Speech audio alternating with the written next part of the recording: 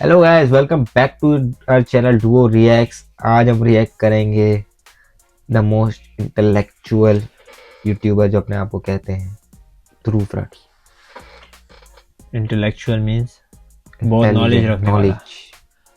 नीतीश राजपूत के दुनिया बाद में सबसे बड़ा यूट्यूबर जिसके पास इतनी नॉलेज है और जिसकी इतना टीम के बाद आई थिंक इतनी कंट्रोवर्शियल नॉलेज भी है। है। हाँ, ब्रेव बोल सकते हैं। Brave, brave brave the YouTuber. Most bravest Indian YouTuber. I think इसके पास ही सबसे ज़्यादा हिम्मत है। हिम्मत है। कि पिछले साल तो ये पूरा वन वैसे ऑल चला गया था। एंड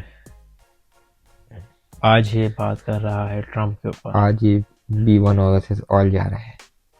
ये यूएस वर्सेस ग्रुप और हम भी यूएस में, तो ट्रम्प भाई हम बस रिएक्ट कर रहे हैं। सॉरी। सो या वीडियो का टाइटल है Trump's tariff war exposed, global recession coming soon. Tariff war. इसमें यस, टैरिफ वॉर मींस जो टैक्स लगाए हैं इसने अदर कंट्रीज के ऊपर, अच्छा, जो अभी इंपोर्ट पे एक्सपोर्ट पे, ये सब। सही बात है भाई। अभी ऑनलाइन शॉपिंग में बहुत महंगाई हो गई है। यस, काफ़ी ज़्यादा महंगाई हो गई है। कुछ भी मंगाओ दोगुना आता है। सो यार देखते हैं क्या बात की है इस वीडियो में ध्रुव भाई ने। एंड आई होप कि वीडियो थोड़ी सी अच्छी डार्क ना हो। डार्क नहीं चाहिए। डार्क भी चाहते थे। ट्रम्प लेट्स ये तो जा सकते, ट्रम्प पे हम नहीं जा सकते। चलो लेट्स स्टार्ट। नमस्कार दोस्तों, सिर्फ एक बेवकूफ पॉलिटिशियन अकेला पूरी दुनिया में कितनी स्टार्ट ही तबाही करता मचा है। सकता है, आज उसका जीता जागता उदाहरण हमें देखने को मिल रहा है। 2 अप्रैल 2025 की बात है जब डोनाल्ड ट्रंप ने अपने प्रेसिडेंशियल टैरिफ्स की घोषणा की। दुनिया के 90 से ज्यादा देशों पर टैरिफ्स लगाए और अपने टिपिकल नौटंकी भरे अंदाज में बोले, अब और नहीं। Many countries have. They've ripped us off left and right. इनकी राय में दुनिया के बाकी सारे देश अमेरिका को बड़े लंबे समय से लूट रहे थे। अमेरिका जो दुनिया का Especially सबसे अमीर China. देश, उसे बाकी सारे देशों के द्वारा रिप ऑफ किया जा रहा था। But now it's our turn to do the ripping. जैसे ही ये आई थिंक कितना बड़ा गैप है चाइना और अमेरिका की जीडीपी में। कितना बड़ा? आई थिंक चाइना की जीडीपी कोई कितनी है, आई थिंक 10 11 15 16 के आसपास होगी, या 10 11 के आसपास है। बट कितना लेकिन गैप बहुत है? बड़ा गैप है। आधा से ज्यादा है। आधा गैप है। अगर इनकी 30 है तो उनकी 50% के आसपास। स्टिल ही सेइंग कि वर्ल्ड में लूट रहा है। तो चाइना की जीडीपी ज्यादा है। चाइना की जीडीपी कम है, बहुत कम है। सो फिर तो वही क्यों कह रहा हूँ, क्यों कह रहे हैं हमें लूट रहा है। You are the richest. घोषणा को ही करते लूटा हैं, जाता है। तुरंत दुनिया भर फिर के भी शेयर मार्केट्स में भूकंप आ जाता है। एक हफ्ते के अंदर अंदर ट्रिलियंस ऑफ डॉलर्स डूब जाते हैं और अब ये बड़ा दुनिया गलत भर हुआ। में ग्लोबल रिसेशन का खतरा मंडरा रहा है। The world teeters on the edge of a potential global recession. 7 अप्रैल का मंडे सबसे भयानक दिन रहा स्टॉक मार्केट के लिए। हांगकांग हो या ताइवान, चाइना हो या जापान, जर्मनी हो या यूके, यूएस हो या इंडिया, हर जगह स्टॉक मार्केट बड़ी ही तेजी से नीचे गिरा। चीजें यहां पर कितने अजीबोगरीब और बचकाने तरीके से हैंडल की गई हैं, इसका एक एग्जांपल मैं आपको दिखाना चाहूंगा। 2 अप्रैल को डोनाल्ड ट्रंप ने 34% का टैरिफ लगाया चाइना पर। 2 दिन बाद चाइना के साथ इसकी सही वॉर हुई अपना है। टैरिफ लगाता है अमेरिका चाइना पर ही सबसे बड़ा अभी 34%। फिलहाल इसका ये opponent बात है। डोनाल्ड ट्रंप को पसंद नहीं आती। ट्रंप चाइना को धमकाकर कहते हैं ये टैरिफ हटाओ अपना, अगर ये नहीं हटाया तो 50% और लगा दूंगा। That tariff isn't removed by tomorrow. Right now at is 12 on o'clock. 134. We're putting a 50% क्या? tariff on above tariff war the tariffs that we put on. 134%। लेकिन चाइना अपनी चाइना बात का पर अड़ा टैक्स। रहता है Yes. और 9 अप्रैल आई थिंक को मैंने सुना है कि अगर जो आप शूज अगर अगर आप $10 के मंगा रहे हो वो अभी रिटर्न- 24 या 23 जो भी इतने में चीज होगी मिलेगा। वो 100%, 134। ये ऑनलाइन शॉपिंग करने वालों की कमर ये टूट चुकी है फिलहाल। उसने कहा है अगर आप रिटेलिएट करोगे तो फिर हमारे से पंगा लेना बहुत महंगा पड़ेगा। जो भी शिपिंग कंट्री या ट्रम्प या ने कहा। सो बाकी कंट्रीज ने रिप्लाई दे दिया except for China. They are saying we will also do, boycott. If you are doing 100 we will do 90। I think इससे चाइना को ही नुकसान हो। चाइना तो दे देगा, पे कर देगा, उसको वो इतनी कंट्रीज में कर रहा है एक्सपोर्ट। बट अमेरिका एक्सपोर्ट करता है आई थिंक ऑयल और 2-3 चीज़ें और करता है, बीन्स वगैरह, ऑयल जो तो कि करते हैं। चाइना की एग्रीकल्चर में मुश्किल से ग्रो होते हैं। सो ज़्यादा नुकसान अमेरिका को ही है कि चाइना किसी और कंट्री से भी एक्सपोर्ट कर लेगा। It's not a oil big तो deal बहुत for जगह से them. कर सकते। सो इशू आएगा अमेरिका को, क्योंकि अमेरिका की जो पॉपुलेशन या क्या कह सकते हैं लोग हैं वो कब है? मोस्टली चाइनीज प्रोडक्ट यूज कर रहे हैं। हाँ, शॉपिंग अमेजोन सारे चाइनीज प्रोडक्ट्स। अमेजोन सो में इम्पोर्ट वो तो चाइना तो पे कर देगा, उसको कोई इशू नहीं है, वो लेकिन बिजनेस भी लोग चाइना की इसके वजह से अगेंस्ट चलता हो है। जाएंगे।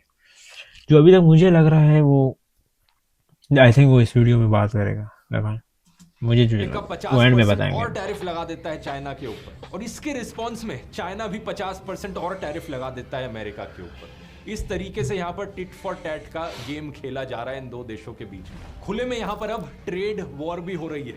आइए समझते हैं इस पूरी सिचुएशन को गहराई से आज के इस वीडियो में। 7-0 वो इस वीडियो को शुरू करने से पहले मैं बताना चाहूंगा इस महीने की मेरी एआई मास्टर क्लास के लिए स्पॉट्स ओपन अप हो गए हैं। ये 2.5 घंटे की लाइव अलग अलग एआई टूल्स के बारे में सिखा। यार AI का कौन सा कोर्स होता है? एआई के जरिए AI तो बिल्कुल पैसे भरो। ये एक बहुत ही बड़ी टिकटो जितनी ऑप्शन में और इस एग्जैक्ट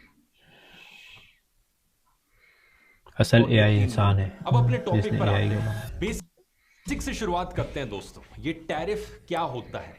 टैरिफ एक तरीके का टैक्स होता है। वो टैक्स जो देश से बाहर से आने वाले सामान पर लगाया जाता है। उदाहरण के तौर पे अगर आप इंडिया के बाहर बने एक स्मार्टफोन को, जैसे कि आईफोन को इंडिया में खरीदते हो तो उस पर 15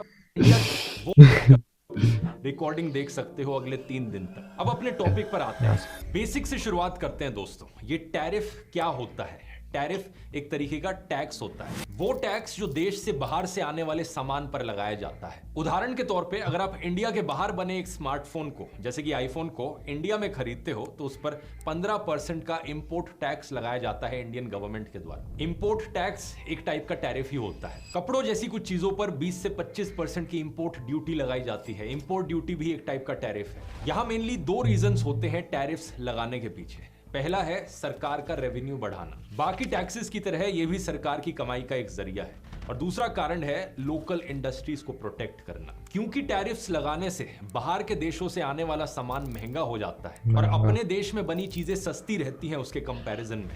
तो लोग अपने देश की चीजों को ज्यादा खरीदते हैं, इसलिए लोकल इंडस्ट्रीज को एक बढ़ावा मिल जाता है। बहुत से देश टैरिफ्स इसी कारण से लगाते हैं, जिसमें कुछ गलत नहीं है। इनफैक्ट अगर टैरिफ्स को स्मार्टली लगाया जाए तो इससे देश की इकोनॉमी को फायदा भी होता है। उदाहरण के तौर पे है साउथ कोरिया का देश, जिसके किसानों को 1980s 1990s में बड़ी दिक्कतों का सामना करना पड़ रहा था। इनके किसानों के पास उस समय ज्यादा मॉडर्न टेक्नोलॉजी नहीं थी, तो जितने दाम में अपने देश में चावल को बेच पाते थे उससे कहीं सस्ते दाम में अमेरिका, थाईलैंड और वियतनाम से चावल को इंपोर्ट किया जा सकता था। तो साउथ कोरिया ने अपने देश के किसानों का लाइवलीहुड बचाने के लिए टैरिफ्स को बड़े स्ट्रेटेजिकली लगाया। इन्होंने कहा एक छोटी सी लिमिट है, उस लिमिट तक अगर हम चावल इंपोर्ट कर रहे हैं अपने देश में तो उसमें कोई टैरिफ नहीं लगेंगे, लेकिन उससे ज्यादा चावल अगर हमने अपने देश में इंपोर्ट किए तो बहुत ज्यादा टैरिफ लगाया जाएगा। 500% से भी ज्यादा का टैरिफ लगाया जाएगा। इससे हुआ क्या, देश के बाहर से आने वाले चावल महंगे हो गए और देश के किसानों को मौका मिल पाया कॉम्पिटिटिव रहने का। धीरे धीरे इन्होंने भी मॉडर्न टेक्नोलॉजी का इस्तेमाल करना शुरू किया, जैसे जैसे इनकी सरकार ने रूरल इंफ्रास्ट्रक्चर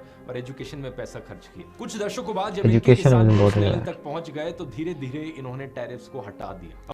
अब सोचकर देखो, अगर यहाँ पर टैरिफ्स नहीं लगाए गए होते इस चीज पर तो क्या इंपैक्ट पड़ता है इनके किसानों पर। पूरा लोकल फार्मिंग सेक्टर डिस्ट्रॉय हो जाता और बड़े स्केल पर पॉवर्टी और अनएम्प्लॉयमेंट देखने को मिलती। तो इससे पता चलता है कि टैरिफ्स अपने आप में कोई गलत चीज नहीं है, लेकिन सवाल यहाँ यह है कि टैरिफ्स को किस तरीके से लगाया जाता है, किन किन चीजों पर लगाया जाता है, किन किन देशों पर लगाया जाता है। क्योंकि चीजों को अब दूसरे पर्सपेक्टिव से सोचकर देखो, उस देश के पर्सपेक्टिव से सोचकर देखो जो अपना सामान एक्सपोर्ट कर रहा है किसी दूसरे देश में। इमेजिन करो, इंडिया बहुत सारी दवाइयां एक्सपोर्ट करता है साउथ कोरिया को। इतनी ज्यादा दवाइयां एक्सपोर्ट करता है कि साउथ कोरिया लार्जेस्ट कंज्यूमर है इंडिया की दवाइयों का। और अब एक दिन अचानक से साउथ कोरिया इंडिया से आने वाली दवाइयों पर 100% का टैरिफ लगा देता है। साउथ कोरिया कहता है कि मुझे अपनी लोकल दवाइयों की इंडस्ट्रीज को प्रमोट करना है। इस सिचुएशन में इंडिया को कैसा लगेगा? इंडिया बिल्कुल भी खुश नहीं होगा, स्पेशली अगर इंडिया की दवाइयों का सबसे बड़ा कंज्यूमर साउथ कोरिया है तो, क्योंकि इंडिया की खुद की इंडस्ट्री खत्म हो जाएगी अगर साउथ कोरिया में इंडिया की दवाइयां बिकनी बंद हो गई तो। यही कारण है कि जब कोई देश अपने देश की लोकल इंडस्ट्री को प्रोटेक्ट करने के लिए टैरिफ्स लगाता है तो उसका नुकसान दूसरे देश को भी हो सकता है। इस चीज से हमको समझ आया इसी बात से कि शुरू में मेरा पॉइंट ऑफ व्यू गलत था। किस चीज का? मैंने सोचा था चाइना को क्या नुकसान होगा, बट यही बात जो इसने बताई है कि चाइनीज की इंडस्ट्री जो है वो थोड़ा कम ग्रो करेगी, क्योंकि बाकी कंट्रीज को तो करता है ऑब्वियसली, बट इसकी मेन जो सोर्स है वो यूएस है, ज़्यादा एक्सपोर्ट यूएस में करता है। सो बहुत बड़ा लॉस है चाइना को, ये तो बहुत बड़ा लॉस हो जाएगा। आई थिंक ये हो क्या पता ना हो, वो मैं आखिर में बताऊंगा मेरा क्या पॉइंट ऑफ व्यू। और बहुत से ऐसे केसेस होते हैं जहां दूसरे देश को ये चीज बिल्कुल पसंद नहीं आती और दूसरा देश गुस्से में आकर रिटेलिएशन में टैरिफ्स लगा देता है पहले देश के ऊपर। इस तरीके से एक टैरिफ वॉर शुरू हो सकती है, जिसे ट्रेड वॉर भी कहा जा सकता है। इसे अवॉइड करने का एक सिंपल तरीका है, नेगोशिएट करो दूसरे देश के साथ, बातचीत करो दूसरे देश के साथ, उन्हें समझाओ हमारी ये प्रॉब्लम है, हम इसलिए टैरिफ लगाना चाहते हैं। और अगर आपकी बात को दूसरा देश समझेगा, आप एक सोल्यूशन निकाल पाओगे जो दोनों के लिए बेनिफिशियल हो। शायद आप कहो कि ठीक है हमारी दवाइयों पर टैरिफ लगा लो, लेकिन एक लिमिट के बाद, ताकि हम ज्यादातर दवाइयां अभी भी बेच पाए आपके देश में। फ्रेंडली तरीके से बातचीत करना, ये एक बड़ा इंपॉर्टेंट शब्द है यहाँ पर। डोनाल्ड ट्रंप ने यहाँ बिना किसी से बातचीत किए अचानक से 90 देशों पर टैरिफ्स लगा दिए, और वो भी फुल एटीट्यूड के साथ, मेरा जो मन करेगा मैं वो करूंगा। We're going to have to go through a little tough love, maybe, but they all understand. They're ripping us off, and they understood it. तो जाहिर सी बात है बहुत से देश इससे खुश नहीं हुए और उन्होंने रिटेलिएशन में टैरिफ्स लगाने शुरू कर दिए। अपनी तरफ से डोनाल्ड ट्रंप ने कहा है कि मैंने टैरिफ्स इसलिए लगाए ताकि मैं अमेरिका का ट्रेड डेफिसिट कम कर सकूं। इसी वजह से जिस दिन इन्होंने टैरिफ्स लगाए, उन्होंने इस दिन को लिबरेशन डे का नाम भी दे दिया। अब ट्रेड डेफिसिट क्या होता है आप पूछोगे, दो देशों का एग्जांपल ले लेते हैं, एक है अमेरिका, दूसरा है चाइना। मान लो टोटल सामान जो अमेरिका एक्सपोर्ट कर रहा है चाइना को, उसकी वर्थ है $1 बिलियन, और टोटल सामान जो चाइना एक्सपोर्ट कर रहा है अमेरिका को, उसकी वर्थ है $2 बिलियन। तो यहाँ पर 2 - 1 अमेरिका का $1 बिलियन का ट्रेड डेफिसिट हुआ। एक्सपोर्ट और इंपोर्ट के बीच में जो डिफरेंस होता है। अब यहाँ पर ट्रेड डेफिसिट होना अपने आप में हमेशा कोई बुरी चीज नहीं होती है। ऊपर से देखोगे तो कहा जाता है कि ट्रेड डेफिसिट इसलिए बुरी चीज है क्योंकि आपका देश किसी दूसरे देश पर डिपेंड कर रहा है बहुत ज्यादा। लेकिन अगर आपके देश की इकोनॉमी स्ट्रांग है, बहुत सारे देशों की इन्वेस्टमेंट्स आपके देश में आ रही है, और कोई ऐसी क्रिटिकल चीज नहीं है जिस पर आप किसी दूसरे देश पर डिपेंड कर रहे हो, तो ट्रेड डेफिसिट कोई बुरी चीज नहीं होती है। लेकिन ट्रंप को लगता है कि अमेरिका का ट्रेड डेफिसिट बुरी चीज है, और इसी ट्रेड डेफिसिट को हटाने के लिए उनका कहना है कि उन्होंने टैरिफ्स लगाए, और ये टैरिफ्स लगाने के लिए उन्होंने इमरजेंसी पावर्स तक का इस्तेमाल किया। मजाक नहीं कर रहा, उन्होंने ट्रेड डेफिसिट होने को ही एक नेशनल इमरजेंसी घोषित कर दिया। They're a national emergency that threatens our security and our very way of life. Experts का कहना है कि इमरजेंसी एक्ट का इस तरीके से मिसयूज करना डेमोक्रेसी के लिए बिल्कुल भी सही चीज नहीं है। लेकिन अब आइए इन टैरिफ्स को थोड़ा गहराई से देखते हैं जो ट्रंप ने लगाए हैं। एक बड़ा सा बोर्ड लेकर खड़े थे डोनाल्ड ट्रंप, जिसमें अलग अलग टैरिफ्स लिखे गए थे अलग अलग देशों के लिए।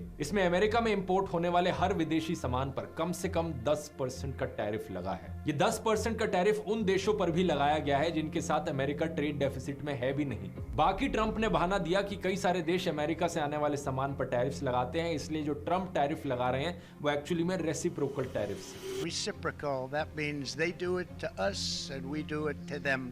यहाँ लिस्ट देखिए, कंबोडिया 49%, वियतनाम 46%, यूरोपियन यूनियन पर 20% का टैरिफ लगा है, ताइवान पर 32% का, साउथ कोरिया पर 25%, इंडिया पर 26%, इजराइल पर 17%।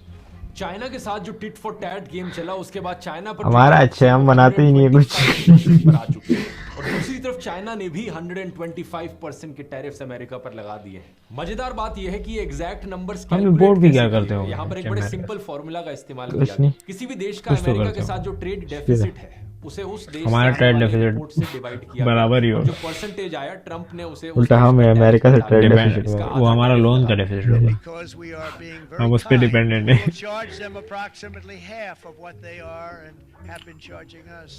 जैसे कि चाइना के साथ अमेरिका का $295 बिलियन का ट्रेड डेफिसिट है, और चाइना जो सामान अमेरिका से इंपोर्ट करता है वो $439.9 बिलियन का है। फॉर्मूला के हिसाब से जो परसेंटेज यहाँ बना वो 67% बना। तो दोनों देशों के बीच जो ट्रेड डेफिसिट है वो 67% का है। लेकिन अब ट्रंप ने यहाँ पर बड़ी ही बेवकूफी वाली चीज कही। ट्रंप ने कहा कि ये 67% वो नंबर है जो चाइना अमेरिका के सामान पर टैरिफ लगा रहा है, जो कि बिल्कुल भी नहीं है, और इसे टैरिफ बताकर इसका आधा टैरिफ 34% लगा दिया। सभी देशों के साथ यही किया गया और मुझे तो ये समझ में नहीं आता कि ट्रंप के आसपास जो लोग हैं किसी ने नोटिस नहीं किया क्या। ये एक ऐसा फॉर्मूला है जो एक प्राइमरी स्कूल के बच्चे को समझा उसे भी समझ में आ जाएगा, लेकिन नहीं, ट्रंप ने तो बेवकूफी की सारी हदें पार कर दी जब उन्होंने एंटार्क्टिका के पास कुछ अनइनहेबिटेड आइलैंड्स पर टैरिफ्स लगा दिए। Heard island and McDonald island, Antarctica के पास कुछ आइलैंड्स हैं जहां पर कोई इंसान नहीं रहते। 10 सालों से कोई इंसान वहां पर गया तक नहीं, सिर्फ पेंगुइन्स रहती हैं उस आइलैंड पर, लेकिन उस आइलैंड पर भी ट्रंप ने 10% का टैरिफ लगा दिया। आइए पेंगुइन समाज का रिएक्शन देखते हैं ट्रंप की इस घोषणा के बाद। अरे रोस्टर बोल। क्या सैड। ओह, एक तो बिल्कुल चलने के काबिल नहीं रहा।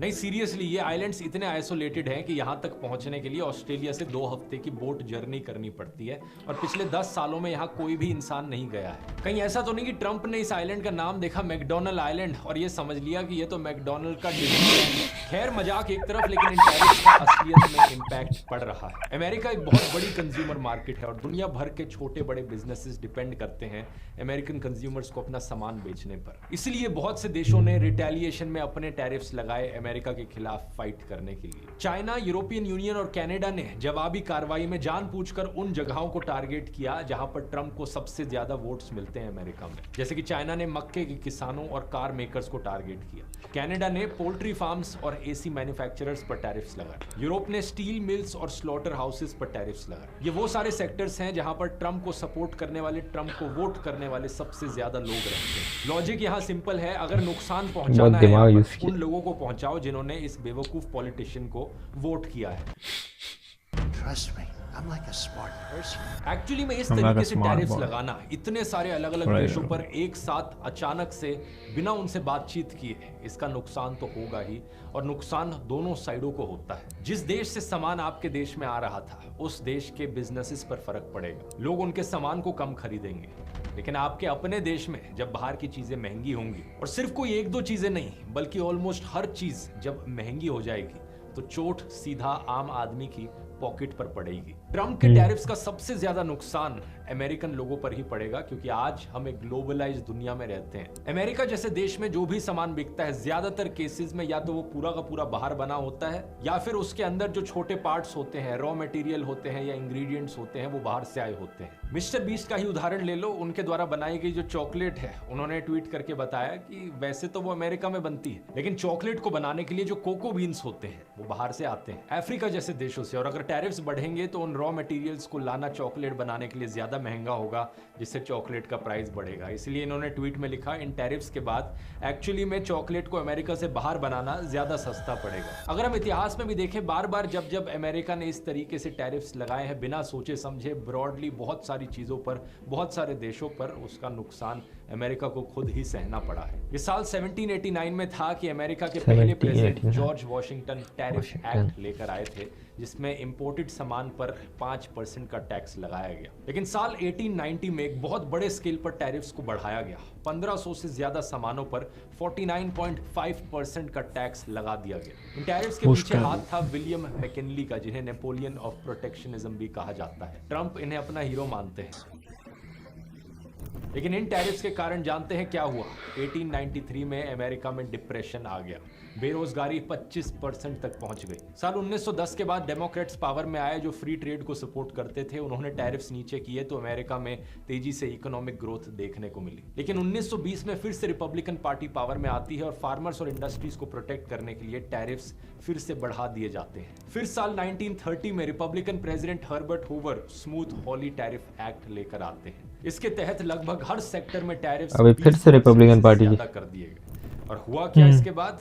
बाकी देश खुश नहीं हुए, बाकी देशों ने इसका रिटेलिएशन किया, उन्होंने अपने रिटेलिएटरी टैरिफ्स लगाए और इसके बाद दुनिया भर में इंटरनेशनल ट्रेड नीचे गिर गई। 1929 से लेकर 1934 के बीच में ग्लोबल ट्रेड 66% कम हो गया। 1929 में द ग्रेट डिप्रेशन आया था जिसके पीछे कारण कुछ और थे, लेकिन हालात बद से बदतर हो गए। उसके पीछे क्रेडिट जाता है इन टैरिफ्स को। करीब 10 साल तक पूरी अमेरिकन इकोनॉमी और ग्लोबल इकोनॉमी टाइम फिस रही। ये सिर्फ साल 1939 में ही था जब सेकेंड वर्ल्ड वॉर शुरू हुई कि अमेरिका में फैक्ट्री प्रोडक्शन बढ़ने लगी और तब जाकर अमेरिका इस डिप्रेशन से बाहर आया। सेकेंड वर्ल्ड वॉर से लेकर आज तक अमेरिका ने हमेशा फ्री ट्रेड को ही बढ़ावा दिया है, हमेशा कहा है बाकी देशों को कि अपने टैरिफ्स को कम से कम रखो। जितने कम टैरिफ्स रहेंगे उतनी ज्यादा इंटरनेशनल ट्रेड देखने को मिलेगी, उतना ही ज्यादा फायदा होगा हर एक देश को। इसी फिलॉसफी के आधार पर WTO वर्ल्ड ट्रेड ऑर्गेनाइजेशन बनाया गया, जो दुनिया भर के देशों के लिए नेगोशिएशन का एक प्लेटफॉर्म बना। आज के दिन भी अगर आप WTO के विकिपीडिया पेज पर जाएंगे तो वहां एक पर्पस का सेक्शन है, देखिए क्या लिखा है, reduction of tariffs and other barriers to trade. WTO को बनाने के पीछे पर्पस ही यही है कि दुनिया भर के टैरिफ्स को कम किया जा सके। और इस इंटरनेशनल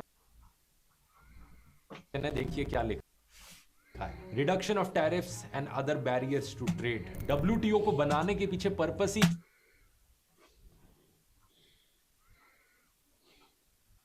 यही है कि दुनिया भर के टैरिफ्स को कम किया जा सके। और इस इंटरनेशनल ऑर्गेनाइजेशन को बनाने में और बढ़ावा देने में अमेरिका का एक बड़ा लीडिंग रोल रहा है। लेकिन अब डोनाल्ड ट्रंप के आने के बाद सारी चीजें उलट पुलट हो गई हैं। दुनिया के बाकी देशों को अब पता नहीं कि अमेरिका पर कितना भरोसा किया जा सकता है, अमेरिका असलियत में किस चीज में विश्वास रखता है। सिंगापुर के प्राइम मिनिस्टर ने एक बड़ी इंटरेस्टिंग स्टेटमेंट दी थी इसको लेकर, सुनिए जरा। Singapore will take a bigger hit than others because of our heavy reliance on trade. The last time the world experienced something like this was in the 1930s. Trade wars escalated armed conflict and eventually the Second World War. No one can say how the current situation will unfold in the coming months or years. But we must be clear-eyed about the dangers that are building up in the world. Global institutions are getting weaker. International norms are eroding. More and more countries will act based on narrow self-interest and use force or pressure to get their way. This is the harsh reality of our world today. इनका कहना है कि आखिरी बार जब इतने बड़े scale पर trade war देखने को मिली थी, उसकी वजह से आर्म्ड कॉन्फ्लिक्ट्स हुए और बाद में जाकर सेकेंड वर्ल्ड वॉर हो गई। अब ये प्रिडिक्ट करना बड़ा मुश्किल है आगे क्या होगा। दुनिया की इकोनॉमी एक बड़े अनप्रिडिक्टेबल टाइम भाई देखो जो होना है हमारे बाद ही होना, खुद का अभी मत होना वर्ल्ड वॉर है इस अनप्रिडिक्टेबिलिटी के पीछे। 9 अप्रैल की रात को खबर आती है कि ट्रंप ने सारे देशों के खिलाफ टैरिफ्स को 90 दिन तक पॉज कर दिया है और उन्हें घटाकर सिर्फ 10% पर कर दिया है, सिवाय चाइना के। चाइना पर टैरिफ को और बढ़ा दिया गया है। I did a 90-day pause for the people that didn't retaliate, and that's what I did with China because they did retaliate. मतलब दिन प्रतिदिन टैरिफ्स ऊपर नीचे होए जा रहे हैं और लोग कंफ्यूज्ड हैं कि यहाँ पर करना क्या चाह रहे हैं डोनाल्ड ट्रंप। आपको क्या लगता है दोस्तों, नीचे कमेंट्स में लिखकर बताओ। इसका सही जवाब शायद ट्रंप खुद भी ना जानते हो, क्योंकि शायद उन्हें खुद नहीं पता कि वो करना क्या चाहते हैं। कुछ लोग यहाँ पर सीधा स्टॉक मार्केट मैनिपुलेशन का भी आरोप लगाते हैं। ये मैं अचानक से बताऊंगा। उन्होंने टैरिफ्स लगा दिए, स्टॉक मार्केट गिर गया। लेकिन जिस दिन टैरिफ्स हटाए उस दिन की सुबह टैरिफ्स हटाने से पहले उन्होंने ट्वीट किया था, ये एक बहुत अच्छा टाइम है स्टॉक मार्केट में पैसा इन्वेस्ट करने का। This is why. जानते थे कि जैसे ही टैरिफ्स हटा दिए जाएंगे स्टॉक मार्केट वापस ऊपर चला जाएगा। और यहाँ पर वो पोस्ट करके सीधे बता रहे थे अपने फॉलोअर्स को कि अब जाओ खरीद लो। जैसे ही उन्होंने टैरिफ्स के पॉज की खबर अनाउंस करी, स्टॉक मार्केट अचानक से ऊपर चला गया। ये स्टॉक मार्केट मैनिपुलेशन का एक बहुत ही सीधा और साफ सबूत है। लेकिन सवाल इसी की वजह से इलीगल केस हुआ अमेरिका के प्रेसिडेंट को इन्वेस्टिगेट करने की। और इन्वेस्टिगेट करने के बाद भी सवाल ये है कि कौन सा जज है अमेरिका में जो हिम्मत उठाएगा डोनाल्ड ट्रंप के खिलाफ जजमेंट देने की। अब एक थ्योरी यहाँ पर ये भी उठती है कि डोनाल्ड ट्रंप ने इतना बड़ा यू टर्न इतनी जल्दी इसलिए ले लिया क्योंकि उन्होंने जज ऊपर नहीं है यहाँ पर। दुनिया इस बट स्टिल कोई इन्वेस्टिगेशन कैसे करेगा? अगर ऐसा है तो इससे ट्रंप की इनकॉम्पिटेंस साफ दिखती है। लेकिन अगर ऐसा नहीं है, कुछ लोग कहते हैं कि ये ट्रंप का पहले से ही प्लान था। ट्रंप यहाँ पर 4D चेस खेल रहे थे। पहले दुनिया के सामने इतने सारे टैरिफ्स लगाएंगे, फिर सबको हटा देंगे, लेकिन चाइना के ही टैरिफ्स लगे रहने देंगे। ये चाइना को फंसाने की एक चाल थी। तो इससे भी ट्रंप की बेवकूफी ही साफ दिखती है, क्योंकि इस तरीके से टैरिफ्स को लगाना हटाना इतने बड़े स्केल पर ये कोई गेम नहीं है। दुनिया भर में लाखों करोड़ों छोटे बड़े बिजनेसेस इससे इफेक्ट होते हैं। करोड़ों बिजनेसेस जो अपने प्रोडक्ट्स का सही दाम नहीं तय कर पा रहे हैं, क्योंकि उन्हें नहीं पता कल को क्या टैरिफ लगेगा, उस टैक्स से उनके प्रॉफिट पर कितना असर पड़ेगा, क्या वो प्रॉफिटेबल रह पाएंगे या नहीं। ये वही बात हो गई कि अपने घर में एक कॉकरोच को मारने के लिए आप पूरे घर पर आग लगा दो। वही डीमोनेटाइजेशन वाला लॉजिक, लेकिन उससे भी 10 गुना बदतर। उम्मीद करता हूं ये वीडियो आपको इन्फॉर्मेटिव लगा होगा। काफी दोस्तों, इन्फॉर्मेटिव। मास्टर क्लास को ज्वाइन करने का लिंक नीचे डिस्क्रिप्शन और पिन कमेंट में मिल जाएगा। और अगर अब आप ट्रंप की इन बचकानी हरकतों को थोड़ा और गहराई से समझना चाहते हैं तो ये वाला वीडियो जाकर देखिए जहां पर मैंने ट्रंप और जेलेंस्की की मीटिंग की बात करी है। ऐसा वो मैंने उसकी क्लिप्स देखे, यही चीज इसी के बारे में बोला था, मैं बताऊंगा। Stock market manipulation, stock market इसलिए मैंने कहा क्योंकि जो इसके जो फ्रेंड्स वगैरह हैं, जो इसका सर्कल है, हाँ, वो सारे बिजनेसमैन के अराउंड है, और सारे स्टॉक मार्केट, ये क्रिप्टो करेंसीज, इन सब में बिलीव करते हैं और इससे प्रॉफिट निकालना चाहते हैं। खुद भी करके पता करता है। या सो इसमें ये फायदा होगा कि जब स्टॉक मार्केट गिर जाएगा तो इस टाइम इसके जो बेच देंगे, जो बिलियनियर है वो और खरीदेंगे और फिर ये टैरिफ हटा देगा सारे मुल्कों से, इवन चाइना से भी हटा देगा, मुल्क के सामने भी वही जैसे नॉर्मल हो जाए नॉर्मल, बट वो पैसा बना चुके हैं। तो ये हेरा फेरी है एक तरीके भाई, हमें डाल देना चाहिए। Of course we will do, डाल दो भाई स्टॉक्स में। कोर्स आपको हमारा भी मिल जाएगा, हमारा कोर्स बहुत जल्दी मिलेगा इन चीज़ों पे। रिलीज कर रहे हैं हम, रिलीज कर रहे हैं। हमारा प्राइस होगी $4,000 और कूपन कोड डुओ लगा के 4,000 माइनस हो जाएगा। डुई क्या काम यार, वीडियो अच्छी थी, मैं तो बिल्कुल एंगेज हो गया था वीडियो में। या इंफॉर्मेटिव वीडियो थी ना, इसलिए। सो क्या लगता है, मेरी जो प्रेडिक्शन है, मैं अभी से प्रेडिक्ट मुझे स्टॉक मार्केट में इतना फॉलो नहीं, मैं अभी से ये प्रेडिक्ट करता हूँ कि ट्रम्प जो है बाकी जितने भी टैरिफ्स हैं हटा देगा। नेक्स्ट 90 डेज जो पॉज लिया है, 90 डेज में मार्केट उसी तरह रिएक्ट कर रही होगी, अपना जैसे ही टैरिफ्स हटेंगे मार्केट जाएगी ऊपर और टैरिफ सारे मुल्कों से हट जाएंगे, बाकी नॉर्मल डेज पैसों की हेरा फेरी हो चुकी होगी। सो बट ये इलीगल है ऐसे तो, लेकिन बिजनेस से आप कुछ भी कर सकते हो पैसा कमाने के लिए। नहीं, पैसा नहीं, अमीर हो कुछ भी कर सकते हो, और पावर भी है आपके पास, दुनिया के सबसे ताकतवर। इसमें आई थिंक रशिया की बात नहीं हुई ज्यादा, रशिया इतना इम्पोर्ट ही नहीं करता और कुछ। आई थिंक ऑयल करता है ना, रशिया ऑयल देता है यूएस में ना इम्पोर्ट, रशिया ऑयल देता है शायद अमेरिका को, रशिया भी ऑयल करता है एक्सपोर्ट। बस जो भी है, वीडियो काफ़ी इन्फॉर्मेटिव थी और आई होप कि आपको भी पसंद आई हो हमारा यह रिएक्शन ध्रुव राठी पे। काफ़ी नॉलेज इन्होंने कलेक्ट की है ऑनलाइन रिसोर्सेज से, काफ़ी मेहनत लगती है इन चीज़ों में, और इतनी नॉलेज रखना और किस तरह से ट्रम्प को एक्सपोज करना यूट्यूब पे एक बहुत बड़ा हिम्मत वाला काम है। अपने प्रेसिडेंट को भी करते हैं रोज़, बट और हमारी भी हिम्मत वाला काम है, हमारा भी बड़ा हिम्मत वाला काम है, हम इस चीज़ पे रिएक्ट कर रहे हैं। But yeah, you have a freedom, you can talk whatever you want to talk about, and this is the reason why we are here. So that's it for today. अगर आपको ये वीडियो पसंद आई हो तो इस वीडियो को like करें, और अगर आपको हमारा रिएक्शन पसंद आया हो तो कमेंट डाउन में बताएं कि कौन सी अगली वीडियो हम रिएक्ट करें, ध्रुव राठी की या any video you want us to react on, and we will see you the next one. And subscribe also. Yeah, subscribe too. Take care.